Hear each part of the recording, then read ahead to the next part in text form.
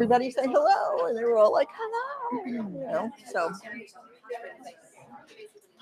Cheers. Good, yes. Yeah. Hi, everyone. Welcome in. Thank you so much for coming tonight. It's great to see some regular faces, some new faces. We always appreciate you guys coming out after a long day of work and getting to listen to some incredible writers. So today we have Elissa Altman, and we're celebrating her new book, Permission. So congratulations.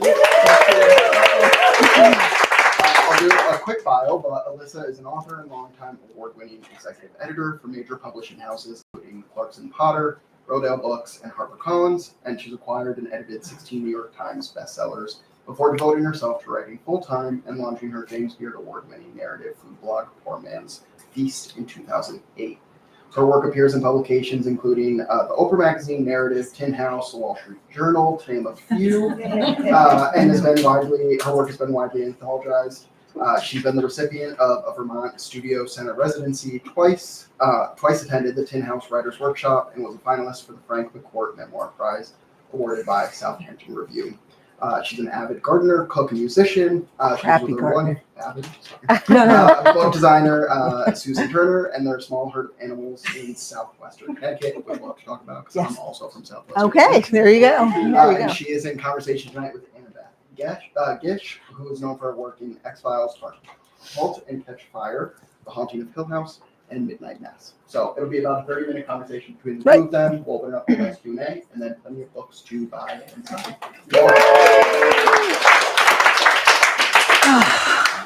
Hello. Well, welcome to Santa Monica. Thank you. It is a wonderful place. It is really lovely, and I'm thrilled to be here. And Zibby's like a powerhouse person, kind of person. Yes, so. Zibby she's created the sanctuary here for readers, and it just always feels like a sacred place to come into this bookstore. Solace and so many good conversations. And my favorite thing to do is to talk about books, to read books and to talk about books. Even though I'm an actress, I think I revere writers more than I do actors sometimes. And when I first met Elissa, which was, I think it was right 2018. Okay, so it was before COVID. Yep. We both were guests up in Northern California at an On Being retreat with that Krista Tippett. I don't know who's familiar with that, her resource, which is an incredible, it's a podcast, and it's just, what a resource. But when I first met Elissa, I was I was intimidated because I'm so in awe of your writing and your capacity to be, yes, memoir, but also your creative nonfiction, any genre. You just always seem to mine deeply, but with integrity. Thank you. And this book, for me, I brought my own copy, and it's as if it's dog-eared like a journal, because I do think that not only is this book a memoir, it is a masterclass. I think it's a masterclass for people who, not just writers, but for artists and all of us who are, I think women in particular, who sometimes need permission to tell our stories, and how we tell our stories, whether it's through writing or our political activism or our parenting or our fashion or whatever it is, how we tell our stories. I think this has so many gems. It's kind of been a Bible on my bedside table the last few months. And I already missed my mic. Sorry. But I would love for you to talk a little bit about what got you here, Elissa. Well, thank you. And it's a thrill and a delight to be here with you. When we met in 2018, it was like, we have so much to talk about, and we can talk for a really long time, which we will not do tonight because you probably all have things to do. We could talk for hours. But we could. Yes. We could. So thank you all. And Zibby, certainly, my gosh, I just was blown away when she opened up the store. And this is my first time here. It's my first time in Santa Monica. I haven't been to to the LA area in 25 years, which seems wrong in so many ways. And thank you all for coming. I see faces here from literally every part of my life and people I have not seen since 1976. A camp bunkmate is sitting over there, which is just wonderful. And a counselor, it's just. And this is the same camp that a friend of mine from Duke had said that you were a counselor there for her. Right, Small world. Which is just crazy. Anyway, so permission came about. Permission came about in a way that I do not wish on any writer, really, not to frighten any memoirist in here tonight. But in 2013, I wrote my first memoir called Poor Man's Feast.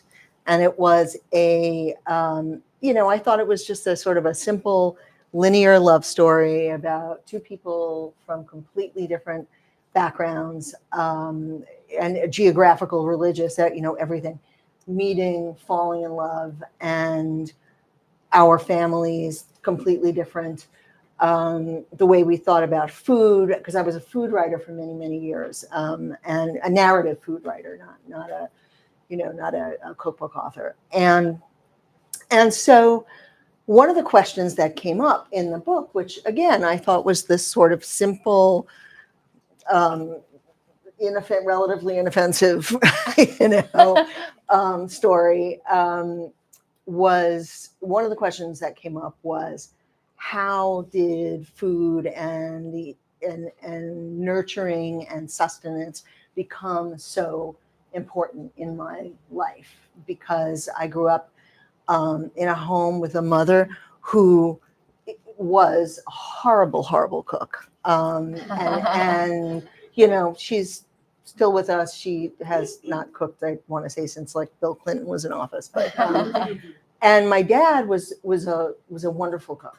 And he not only loved to cook, but he loved to feed people. And he understood the sanctity of having people around his table, whoever they were, people from every background, and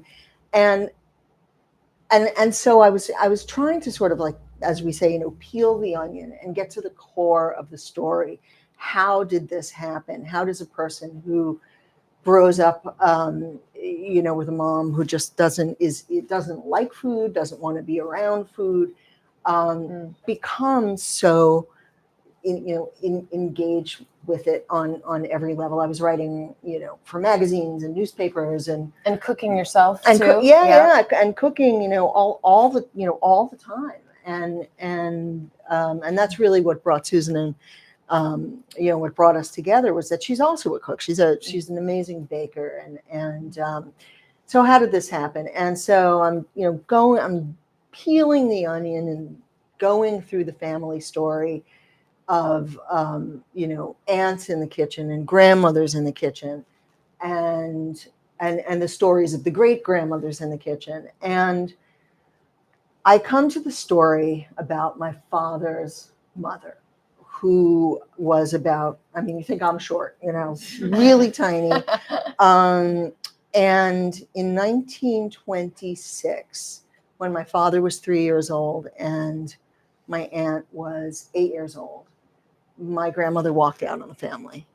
And she came from she was, I wouldn't say Orthodox, but she was quite religious, and kept a kosher home, and the whole thing about the family and feeding the children and feeding her husband and sustaining everybody, that was a very big part of her life. But she left one day.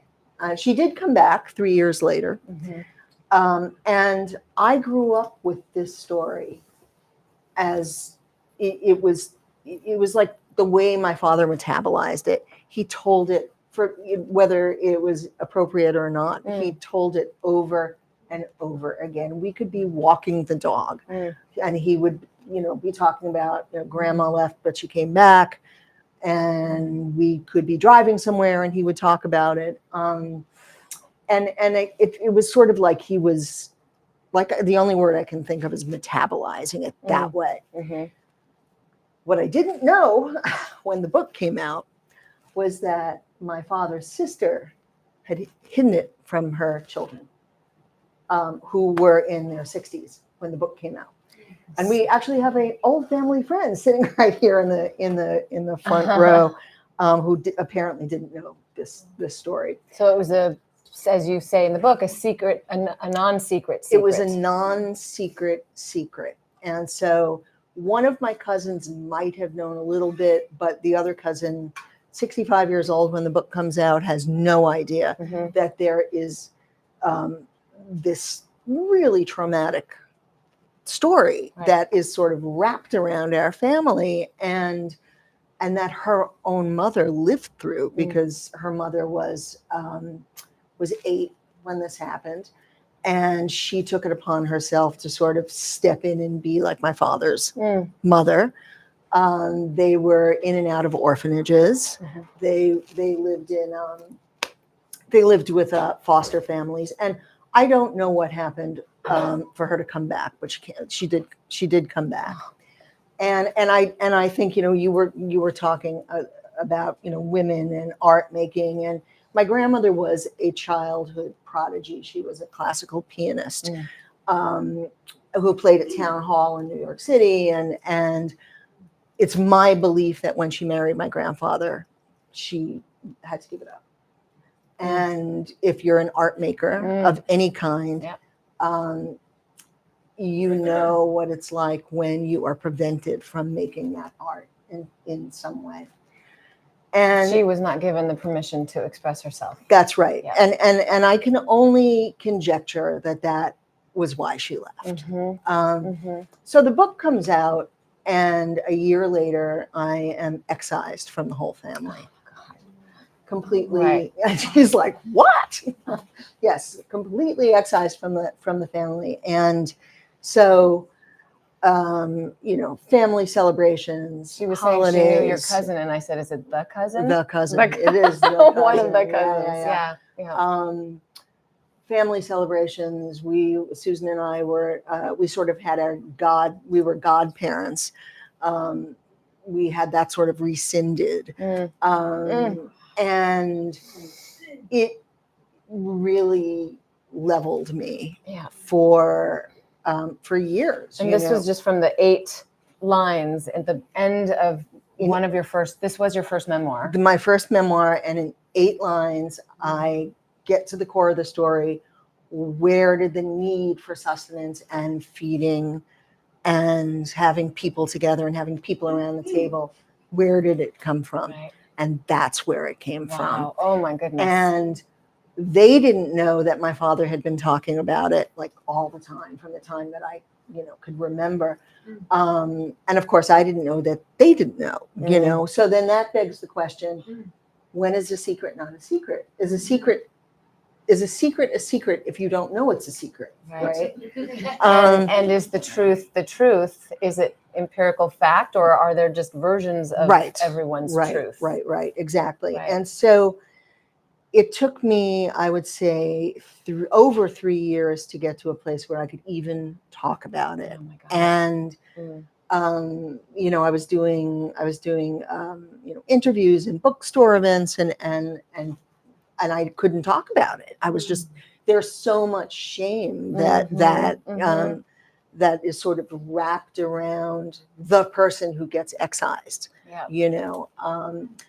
And so it took a while for me to get to a place where I could finally even think about writing about it and think about talking about it. And it was actually Krista Tippett. Back to On Being. Back to On Being. She used to have a sort of an essay section on her website.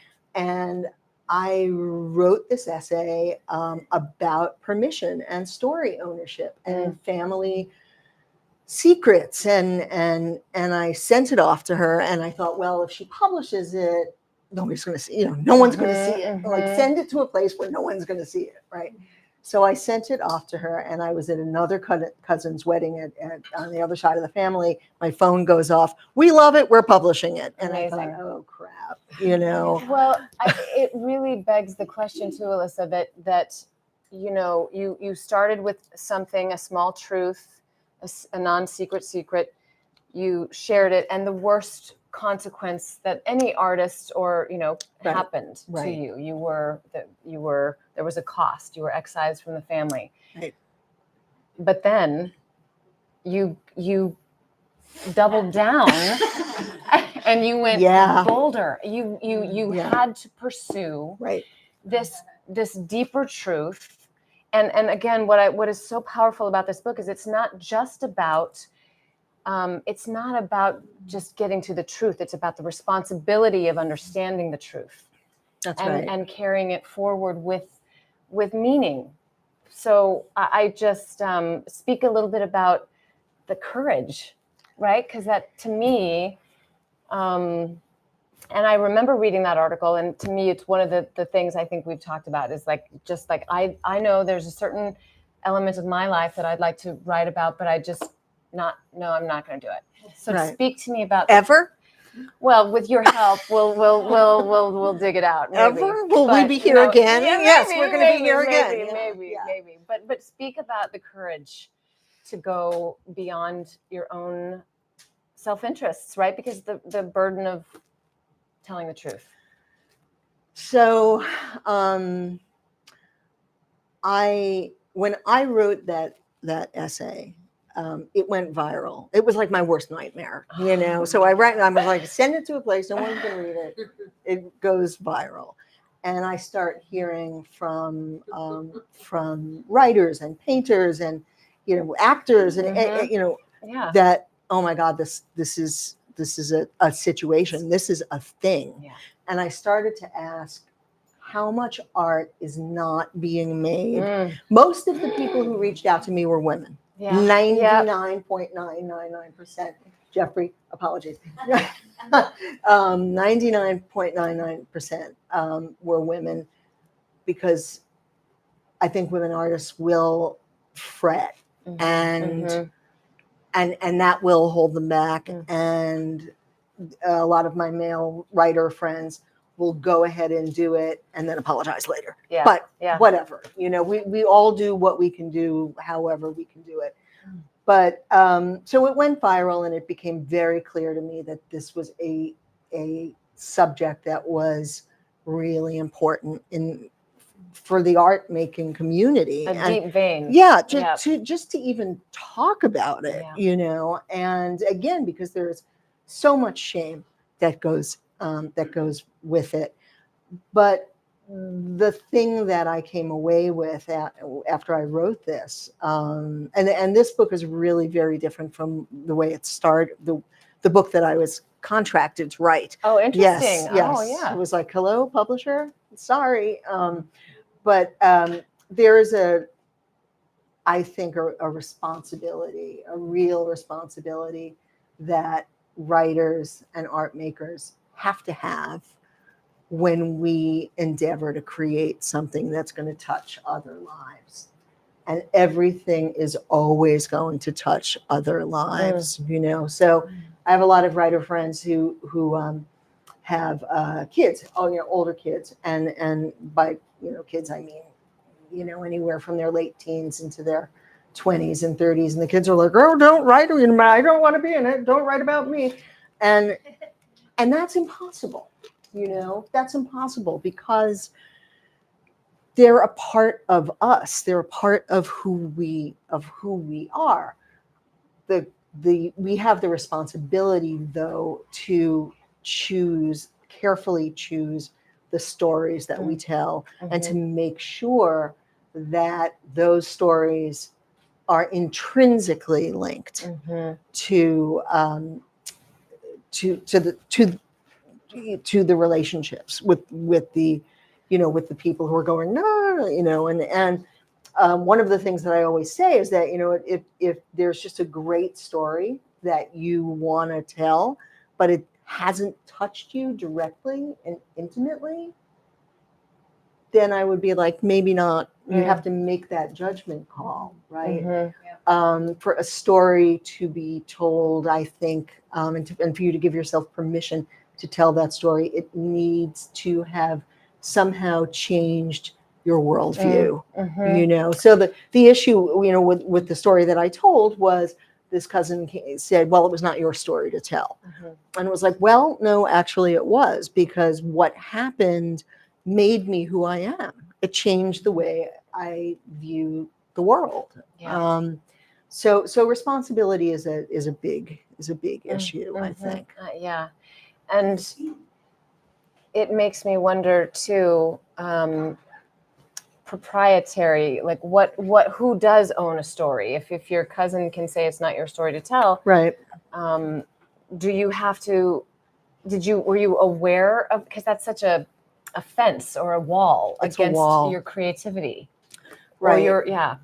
Yeah, I think that, this is something that I talk about a lot. And stories, all of our stories change from, I have no siblings, right? So I don't have the experience that a lot of my friends have, that you have siblings. Yep. And you have siblings where, you have completely different memories of the way things unfolded, right? So I always say that, you can put 5 adult siblings around a table and say, do you remember what happened in 1975 when Dad got drunk on the Jim Beam during Christmas? Yep. And you will get 5 different versions of the story, including Dad didn't drink.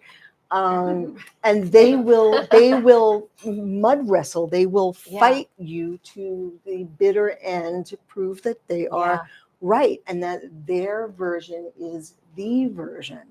And that's not true. Their version is their version. There can be only one empirical fact. The sky is blue, but we all see the world through the veil of our own experiences and our own lives. And so for 2 people to see the exact same thing the same way just doesn't happen. Right. As an actor, I get to hide behind like my characters. Right.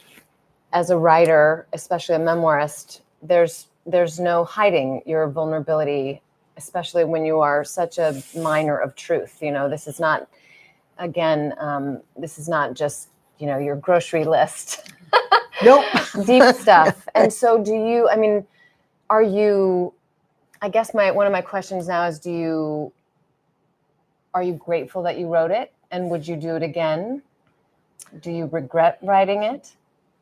This or the first, the thing that got me into both the hell, both. into the quicksand, right? If you had asked me, a year or 2 after I wrote that first book, I lived through the grief of such loss. I never in a million years imagined these people would. Oh, sorry. And there's Mom now. No, just kidding. Rita. Just kidding. There she is now.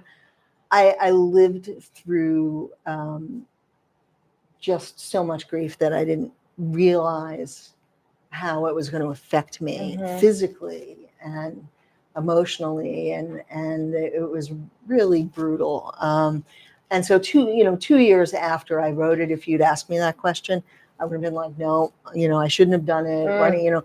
And interestingly, when the book came out in paperback, I had the opportunity to go back into it and pull that whole section out. And I considered it, and I thought, I decided that if the story could stand without that in it, then I would excise it. It would have been like a 3-legged table. It was the thing that held the story up, right? So it was the thing that explained everything. Wow. So it's taken me a long time, to get to this point. I am in a much different place now, professionally, personally. My heart still breaks over their loss. but I think that the issue of permission is vitally important, whether or not we are writers or actors or painters, whatever we do, or none of those things, Gardeners. Yes, whatever. Yes. I mean, I have a longtime student who had to make a decision. She's also a great writer, but she had to make a decision about moving her late mother's perennial bed from Oregon, Eastern Oregon, to Malibu, and she ultimately did it, and then it was lost in the fires. Oh God. And then there was that, Wow. So it touches, and then there was the guilt of like, if she hadn't touched it, then you're right. So this is something that I think every one of us goes through. And when someone says to you, you don't have permission to tell that story, whatever that is, you have to really think about where that's coming from. Is it you, or is it them, or is it just something that they're carrying? The patriarchy. Well, there's that. There's that. Yeah. So, should we open it up for questions? Or Sure. I mean, you and I could talk literally for a long time. Yes. Yeah. Yeah. So Yes. happy to see you in person. Following your crazy stories on Facebook. I relate. I had a crazy who passed away in 2010. What was your inspiration? What was your motive? Whether it's therapy or meditation, or what did you? I'm going through it now. I'm doing a daily meditation since the beginning of this year. I'm in day 260. Wow. I'm very Amazing. happy. Every day I do something different from this program. It's completely changed my life. So what was your motive being able to get this out? Clarity. Mm-hmm. I have there's actually a chapter in this book that I actually just wrote about revenge writing. That it is not a good idea. It's never a good idea. And if that's the thing, I mean, it's not a good idea from a craft standpoint, because what you wind up with are flat characters and flat storytelling, and you're dragging your reader through the sort of the muck of somebody else's poison, which is not fair to the reader. But there has to be, I think, the goal of clarity, not necessarily resolution, and maybe not even transcendence, but clarity, a sense that you can now get your arms around something that you couldn't have before. Elissa, that makes me think of I think it's a Buddhist quote or koan that says, "Not knowing is the most intimate." Yes. And right. And I think intimacy in terms of awakening, right? Not intimacy of sex, but I mean, not knowing is the most intimate. And I think that you do such a good job in all of your writing of seeking that clarity without needing to know the resolution. Yeah. And again, your dedication to return back to a story that has cost you so much. Yeah. But because of the larger context, to speak to motive, not knowing is because peeling back the onion, it just comes back to more not knowing. Right. And that's okay. Yes. And the fact that we are a culture where we have to know everything. Mm-hmm. We have to know everything. We have to know how the story ends. We have to we have to not have any room for ambiguity or questions, or when you walk out of a movie and I hear some people say, wait a second, I don't understand, I'm not sure. That to me is a good thing. I think that's really, really important. Or two people going to see the same thing, coming out with two completely different senses of, and the same with books. Look where we are, and if we all read one book, we could probably sit here and have a very long conversation and argument about what it really meant and so on and so forth. But ambiguity, not knowing, we don't know, and that's not our job. I think it's not our job. Right. It would be a lot easier, I think, if we could know, maybe, but we can't. What was the name of the book that the story was originally told in? Poor Man's Feast. Poor Man's Poor Man's Feast. Yes. You wrote Poor Man's Feast and then Trafe and then Right. Motherland, Right. which was just fantastic as well. Thank you. Did we talk about it? Is it going to be optioned to be a movie or something? Only if you do it. No. Sorry. No, it's I have well, I mean, we're in Zibby, so I can say I have Agent Spilkus. So like long time Agent Spilkus, like for years at this point. Yeah, I'll stop there. Okay, but I can see it. It's your mother is a vivid character, colorful, and yes. Yeah, and she even called tonight, which is great. Exactly. Right. Yeah. Well, this isn't too crazy. You mentioned that you were ostracized. Mhm. Is it possible that because some part of your family was Orthodox, however, in the past it was, or the residue, that they treated you like, you know what, and this is way out of my field. If you marry outside the Orthodoxy, they sit shiver for you like you're dead. Right. That's right. Is it possible that those tentacles had reached down into the generation that got rid of you? I absolutely think you might be right. I have, Even if they weren't particularly religious, Wow. Right. they have, well, my grandfather was an Orthodox cantor. My grandmother was just sort of like followed along, you know.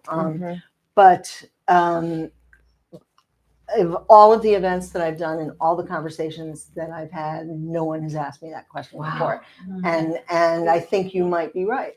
Wow. I think you might be right. Yeah. They were looking for a reason not to speak to you anymore? I was definitely an outsider. Pretty much from the beginning. And it's interesting to hear people who knew me in that circle, describe me as being moved to the outer rings, to the outer circles. And that is what happened. Yeah. Even though they were more vilifying your grandmother, right? If I understand that. Yeah. Well, the interesting thing is that nobody ever talked about her, and no one ever talked about her to the degree that when I was writing this, I realized that no one ever asked the question why. Yeah. Why did she leave? Was it spousal abuse? Was it because she fell in love with someone else? Was it because of music, which I have sort of like pasted the pieces back together and found the corners of the jigsaw puzzle, and I have every reason to believe that is partly what it is. We have in my family a history of uncompleted musical professional stuff, and that goes through every like 5 generations of it, myself included. But no one ever asked, why did Grandma leave? I think that's your next book. Okay. Ever consult a psychic about it? That I haven't. It's a really good question. I have a whole Rolodex of them. Excellent. Open it up. Good. It sounds like it would be, in terms of your next book, the grandmother, it sounds like it'd be a great novel. Well, and I, there's so much that I don't know. Just exactly that yes. It does lend itself to fiction. I had a boyfriend whose mother left and then returned at some point, and it's such a fascinating and taboo thing. Yeah. But we don't know it from the woman who leaves. Yeah. That's right. Yeah. That's right. And when you think about it, I mean, Doris Lessing, left Anne Sexton. Anne Yep, Sexton, yep. and these are things that really we're just beginning to talk about now. As a mother, yeah, I mean, I laughingly say this, but there have been times for sure that I have wanted to disappear from the task of motherhood, and you do realize the cost, like those who can pursue art versus parenting. Oh, it was Paul Newman, that documentary with Paul Newman and Joanne Woodward, who there's a cost also to sometimes Right. choosing to parent right, instead of pursuing your art. right, Yeah. right. Yeah. That's right. Yeah. And then the question becomes, how much? What do we do with the guilt? I mean, I don't have children. I have animals, but and my mother And your books and are the books. your children. Yeah. Yes. Yeah. But what do we do with that? And no one has ever investigated what my grandmother went through over those 3 to 4 years that she was gone. And I went so far as to look on the New York census, because everything's digitized now. Where was she in 1928? And it was like she like the bottom dropped out and she just disappeared. But I found my father and my grandmother. I mean, my father, my grandfather, and my aunt living in various places when the census was taken, when the census was done. But she's nowhere until like 3.5 or 4 years later. The mystery of that. Mystery. It's Yeah. a mystery. Right. Wow. Yeah. How do you recommend cultivating the courage to sort of override those voices in your head that like, oh, you're going to get in so much trouble if you share this story. Your husband's going to disown you. Your kid's going to be pissed. Like, Right. Yeah. how do you work it up to a place that you're... I think that the first thing that I tell my students is write the thing first. Write it. It can be so paralyzing, the idea of writing whatever it is that's concerning you, that's holding you back. And I mean the larger that a lot of writers just won't do it. They just won't do it. They'll walk away from it, and that's that. And or they'll walk away from the idea of it, and I will say to them, well, how much of it do you have written? And they will say nothing. Right? But because the idea of putting pen to paper and looking where you shouldn't look, or turning over rocks, is terrifying. And I think it's really important to acknowledge that and to honor that, and then to write the thing. The other side, the B side to that, is that you have to think about craft. You have to think about the craft of it. It's not just telling an amazing story. It's the manner in which you tell that story. And one of the things that I do when I get to a place that's really hard in any of my books, including this one, is I try and think of my narrator as a character. We all remember dioramas, what dioramas were. You like a shoebox and like a whole world in the shoebox. And I think of my narrator as one of those characters in the shoebox, milling around with these other people and these other situations, and my being able to take a giant step back and create a sort of narrative demilitarized zone, this kind of padding that protects me, and that also informs my ability to write fairly, and with compassion. Compassion, if you're writing compassionately about someone who is a difficult relationship, it doesn't mean you have to love the person. I just heard somebody talk about this on the Tricycle podcast, and I can't remember who it was, but you don't have to, empathy. Writing with empathy and compassion does not mean that you then have to cultivate, a best friendship with them again, or patch things. It just means that you're able to look at them in a different way. and that can be nothing but, I think, heart saving.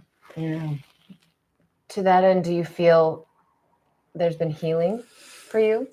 I think there's definitely been healing for me. I mean, I went through the what I call the groveling period, the groveling phase, which was just like, please take me back, please take me back. I'll be whoever it is you want me to be, and for at least one of the people involved, that was just like pouring gasoline on the fire. That was the sort of the narcissistic impulse, hurtful impulse. And now a lot of times I'm asked if you could go back into the fold, would you? And the answer is probably not, because I feel so much safer now. And it's okay to be heartbroken about it. And to really mourn that loss. But it's also a very different part of my life now. So That's beautiful. Thank you. Yeah.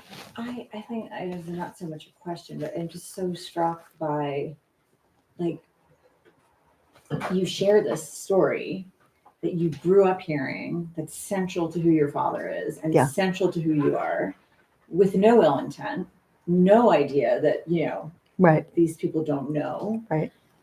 And then you're sort of like banished in this really hurtful way. And it's as if you've brought shame on the family. That's right. Right? Right. And then you're feeling shame, like, right.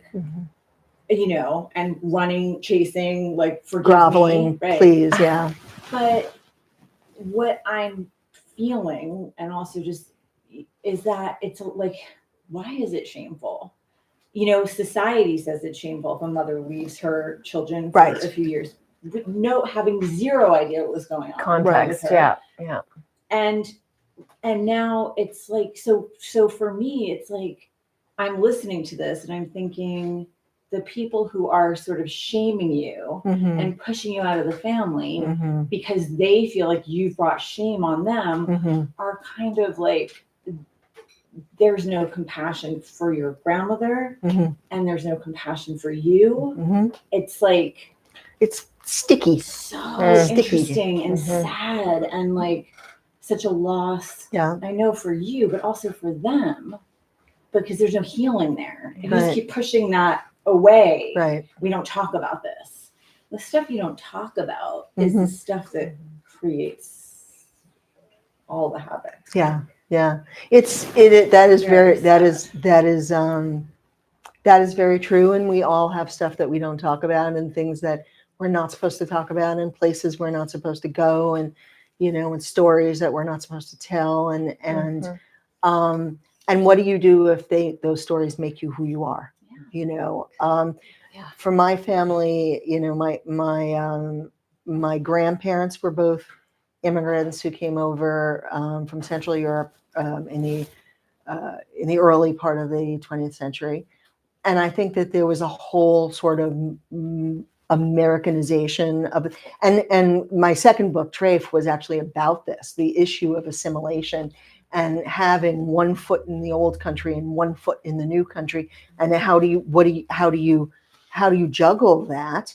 And when I was on tour for that book, I had people coming up to me from every background, every color of the rainbow, from every part of the world, saying, this is something that we grapple with, And so the message that I think my aunt had fed her children was, we have to be perfect. Right. Everything has to be absolutely perfect and seamless. And no, aspersions can ever be cast, and having a mother leave is a gigantic thing. Yeah. But now you're aligned with the truth tellers as opposed to the secret keepers. Right. Yeah. Right. Yeah. Hi. Hi. Your book it just brought me so much comfort. I had my first memoir come out this year. Thank you. And there was a line that I just was a throwaway, a couple of things where I lived with my grandparents, and I had an incident where my uncle, and I didn't think about it when I wrote it, but he at the time was 12 and said he was going to throw me off the building. And I didn't think much about it because first of all, I think my memoir is a feel-good book. Mm-hmm. Right. That's how I've been telling everybody anyway. Yeah. And then I realized when I told my uncle, he was just beside himself. And I got a very shaming letter. Like, how dare you talk about your grandparents? They were European. They lived a different way. Like, I got this whole, and I was running around like with my hair on fire going, oh my God. Like, I'm like, I've really set the house on fire. And I've upset people. And that was my whole job growing up. I was the people pleaser, right? You don't tell anything. And I thought, well, fuck, he's really not going to like the next book because I really did some serious steps in there, but I didn't tell him. But I did, after a few days of sitting with his shaming of me, I realized I come from a place of compassion and trying to understand, and also to make others feel less alone. And he felt the shame. He had shame, and I have no idea what his shame was about. But I realized I couldn't take that on. That was not my job anymore. Right. Like, I carried it for however long I did. And like I said, he's probably going to be very unhappy with the next one. But my grandfather wrote an autobiography, and no one ever saw it but the family. And so I'm so blessed in that I have this reference. And I just thought, you know what? These things that I'm telling now, I think my grandfather would have loved to have been published. He was in magazines. He wrote a whole article about flying on the Hindenburg.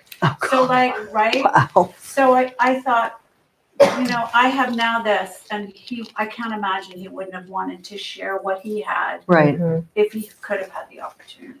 Yeah. And I think that the burden of being the storyteller, and we were talking about this a little while ago, that every family has the truth teller, capital T. Every family has the person who sits at the dining room table during the family dinners or at work or whatever, and is absorbing everything and can't not tell that story, whatever the story is. Can't not. And if it doesn't come out this way, it's going to come out this way. I did learn that when shame is involved, people don't know what to do with shame, especially a certain age group, certain demographic, older folks. It's really hard. They don't, and it often comes out in rage. It often comes out like, I don't know where this is going to go. I don't know what to do with it. All I know is you're at the core of this, and why did you have to make me feel this way? And that's not your responsibility. It's not your responsibility. The thing was that I wanted to add also, could you imagine what your father must have been going through, probably being sworn to secrecy by his sister and tiptoeing around those kids all the time? And that had to be horrible for him. And I think my father, it's really interesting that you say that, because my father, I am certain, was sworn to secrecy by his sister. I am certain of it. And she lived to 102. Extraordinary woman, gave through the best, everything was perfect all the time,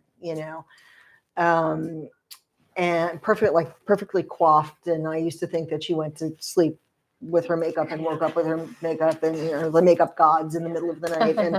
And I never saw her any other way, But conversely, my father lived with profound clinical depression that really hobbled him. We were always fond of saying that, my dad used to cry at supermarket openings. He just if anything would set him off, and there would be these body racking sobs, and everybody would be like, "Oh, isn't that sweet? Isn't that cute?" And in fact, it wasn't sweet and it wasn't cute. It was just really old. It was really, really old. So, Did you have, I think, our last question? I Yeah. was just wondering, I love this book. thank you. It's giving me permission to write, and I have a similar shunning story with family secrets, but this was just so profound to me. Did anybody ever come around? Anybody ever come up and say, "Wow, I'm really sorry, I miss you," or anything? I have one cousin, my aunt's younger daughter, and by younger, she's 12 years older than I am. The older one is 16 years older than I am. So the 12-year-old, the one who's 12 years older than I am, she and I had always been really close. And a kinder, gentler person does not exist. And she is also a storyteller. She's also a storyteller, and she's a painter, and she paints the same things over and over again. She paints perfect houses with perfect gardens that depict perfect lives, and it's the same thing again and again. But we didn't talk for a while, and then it was just sort of an outreach, as though everything, when she figured out that I was not a monster and that I was the same Elissa that I had been, before, nothing had changed regardless of what her sister had told her. We started to sort of rebuild our relationship. We're not as close as we once were, but she called this morning to ask how the tour was going. So yeah. Anyone else? Wonderful. I think we're good. Great. Thank you. Thank you. So happy to Finally do this. Yeah. Thank you so much. Yeah. Like I said, we have plenty of books up front. We'll have the signing set up here. Thank you all again for coming. Thank you. I like having my feet. I dangling noticed above that. getting around.